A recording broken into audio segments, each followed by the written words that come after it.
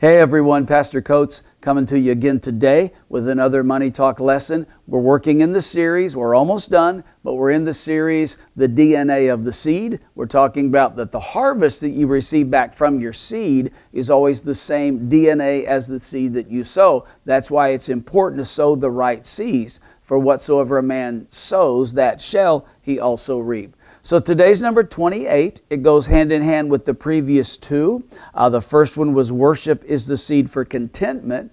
Then last time, contentment is the seed for clarity. But here's today. Let's flip it. Discontentment, or maybe we would use the word dissatisfaction, is the seed for motivation. Now, discontent or dissatisfaction is not necessarily a bad thing. The Apostle Paul said, "This one thing I do, forgetting what is behind and straining towards what is ahead." You remember? I told you last time, Paul was saying, I'm always content, but never satisfied. He was willing to accept where he was, wherever he was in life, whether in need or in plenty or wherever it was, but he was not content to permanently reside there. Always content, but never satisfied. Now here's what discontent or dissatisfaction can do in your life. This is why it's so important. Dissatisfaction is the seed for motivation.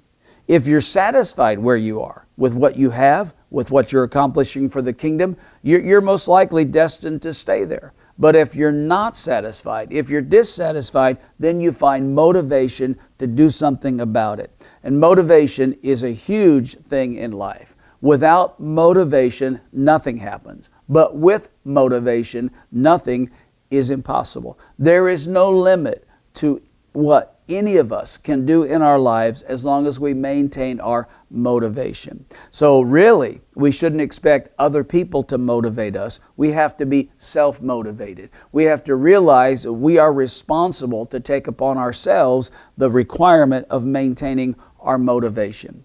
And I think we do this quickly in a couple of ways. Number one, keep your focus on God and on His assignment for your life. As long as you know who you are, as long as you know what God has called you to do, you stay focused and motivated on finishing that assignment. I love the words of the Apostle Paul, wonderful words of inspiration towards the end of his life. He said to Timothy, 2 Timothy 4:7, "I have fought the good fight. I have finished the race. I have kept the faith." His motivation was strong all the way to the end. He focused on God's assignment for his life.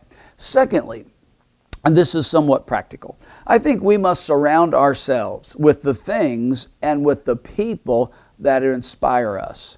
You know, you don't necessarily have the option of controlling everything in your environment, but we can choose to focus on the right things and the right people and not allow wrong things and wrong people to destroy our motivation. Be intentional about the things that you keep in your surroundings.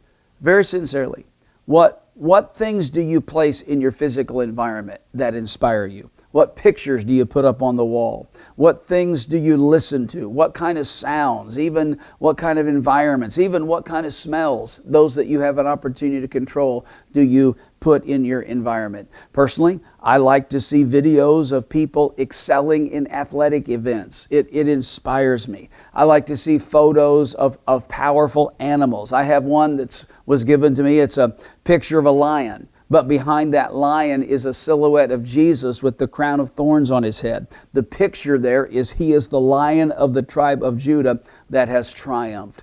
That inspires me. Surround yourself with things that inspire you. Surround yourself with people that inspire you. Now, there's a lot of things that I could say here that it would probably not be in our best interest. I'll just be content to leave it at that.